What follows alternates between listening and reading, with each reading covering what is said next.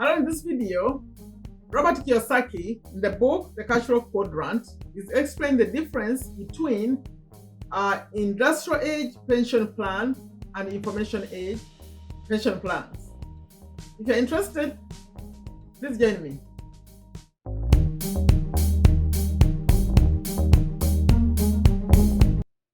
Hello, welcome to Take a Step to a Better You. This channel I share what I learn, continue to learn. And in this video, we are learning about pension plans. Robert Kiyosaki, the one who wrote Rich Dad, Poor Dad, is teaching us using the book, The Cashflow Quadrant, which is the guide to financial freedom, the difference between pension plans. And if you're new, my name is Sherifa Nakalima, I'm a business owner here in Virginia, USA. And this channel is about topics. Recently, I decided to share what I learn, continue to learn through books. So I read books, but this will be about business, earning money, making money, saving money.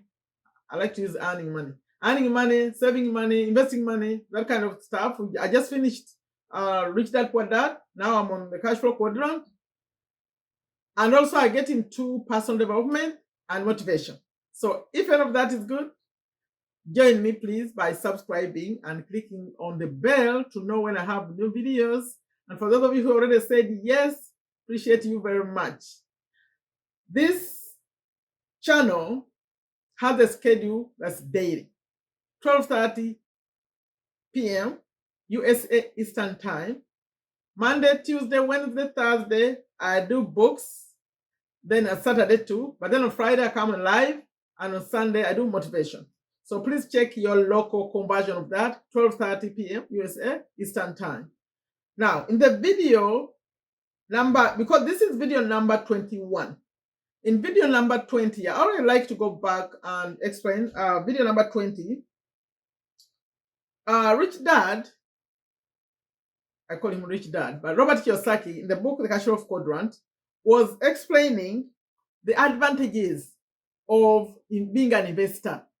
And being an investor, because that's how you save taxes. Sometimes you don't even pay any taxes. And that's where the money is. So two advantages: more money and less taxes. That was video number 20, the one I finished. And the way you get to, before I even share how you get to the videos I finished, I need to say what this quadrant. This whole book is about what Robert calls the cash flow quadrant. And briefly, I'll show an image. It shows that on the left, we have employees, we have self-employed people, and small business people. That's how they earn their money. And then on the right, we have big business and investors. So yesterday in that video, we were talking about being an investor is the best way because less taxes and more money. Now, the way you get to the videos I finished, because now I'm on 21. There's a link in the pinned comment. Also at the end of this video is an end screen called Cashflow Quadrant. And then in the description, find that link that takes you to all of them. And then if you want the audio, is free of this book for one month. Amazon Audible, the link in the description. And also if you want a physical book, the link is there, but it takes you through my website, which is honestsoul.com, Amazon Deals. That's where you find the book. Even if you want this one, the one I finished, Rich Dad Poor Dad, is also there. Now, I already mentioned what we did in 20. So now, time for 21. In 21, he's talking about, you know what, I changed recently the way I'm reading the book. I make sure there is a message. And once I get that message, I stop. So the message today, he's teaching pension plans. And he's giving the difference.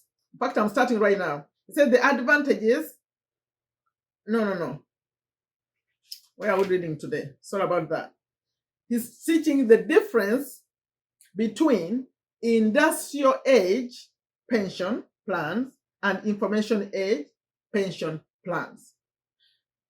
And he says a new age begins because he's saying something changed.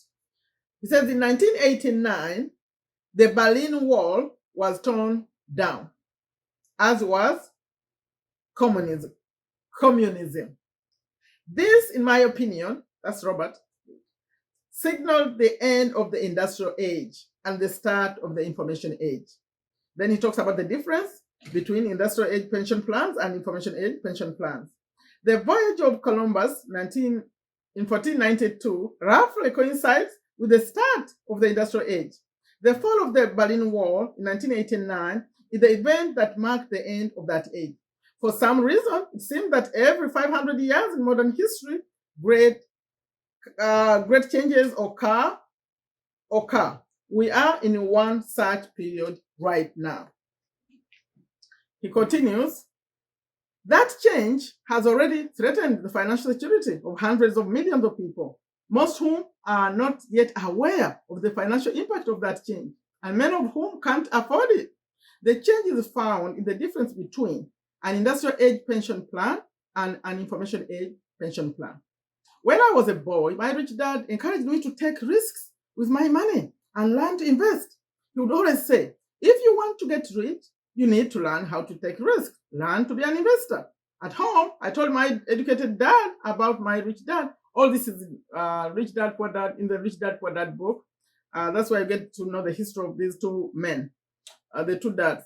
At home, I told my educated dad about my rich daddy's suggestion that we learn how to invest and manage risk.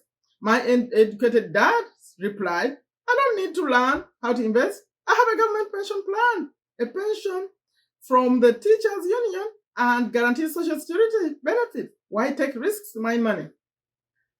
So my educated dad believed in industrial age pension plans, such as government employee pensions and social security. He was happy when I signed up for the US Marine Corps. Instead of being worried that I might lose my life in Vietnam, he simply said, I'll stay for 20 years and you'll get a pension and medical benefits for life. He was more worried about, he was more happy about what he would benefit in the pension plan.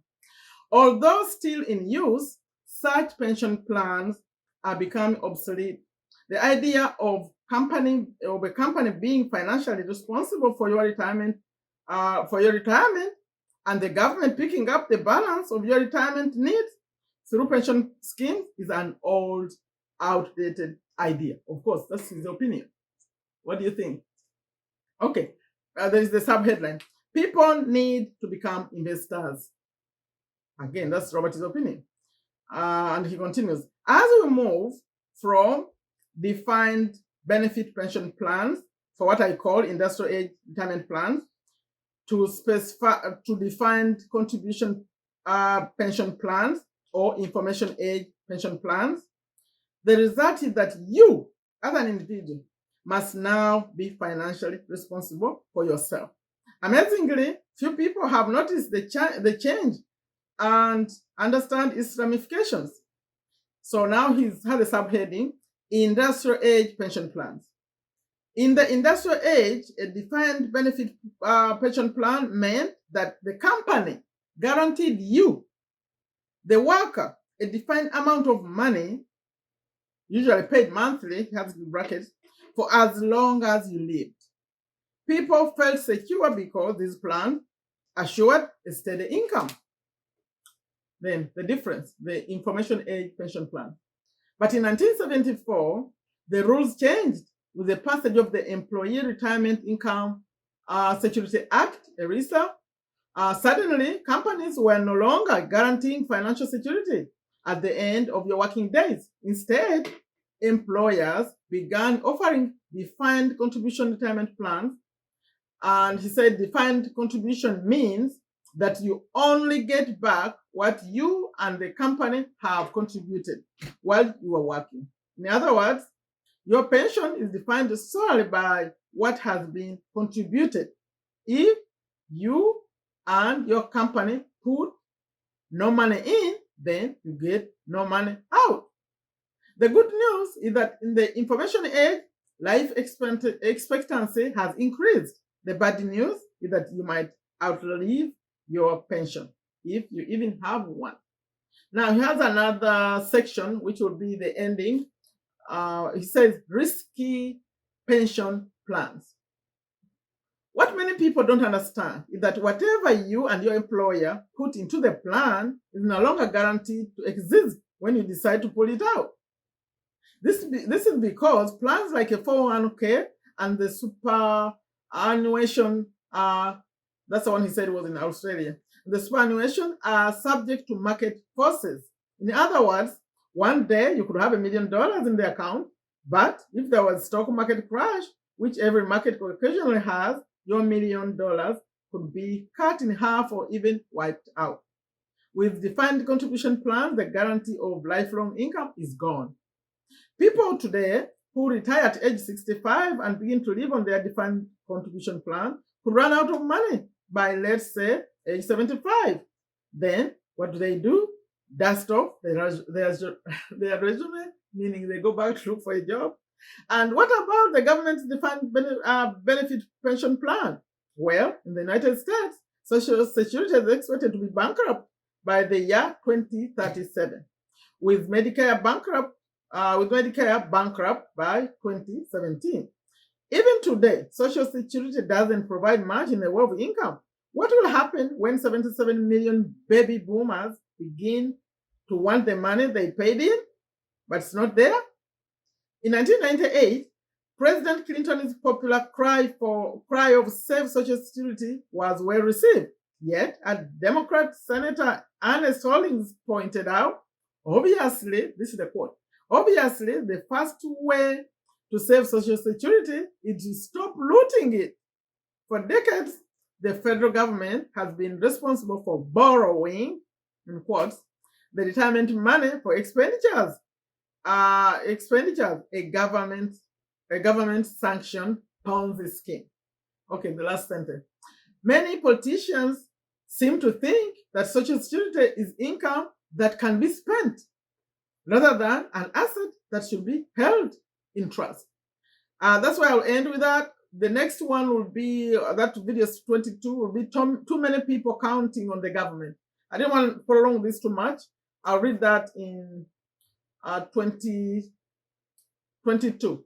But you know, this kind of topic would be like boring, but it's actually information, because many people think this will help them, that they are like a kind of saving, like the 401k and all that. But depending on what happens with the market, we may not have it. We may not have the money. And the other thing that I noted here, what I wanted to mention, that my takeaway is what he said.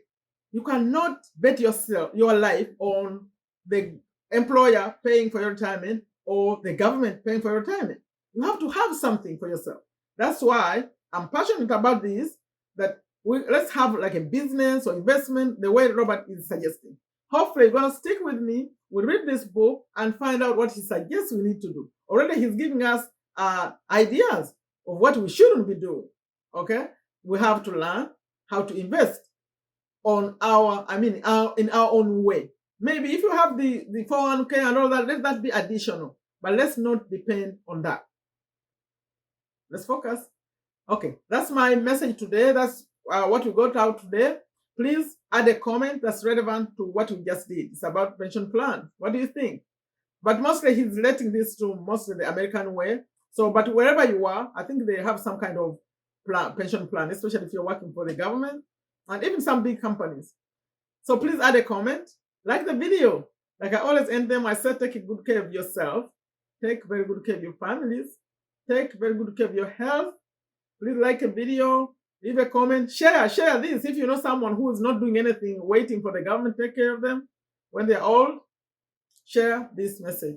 Take a step to a better you. Bye-bye.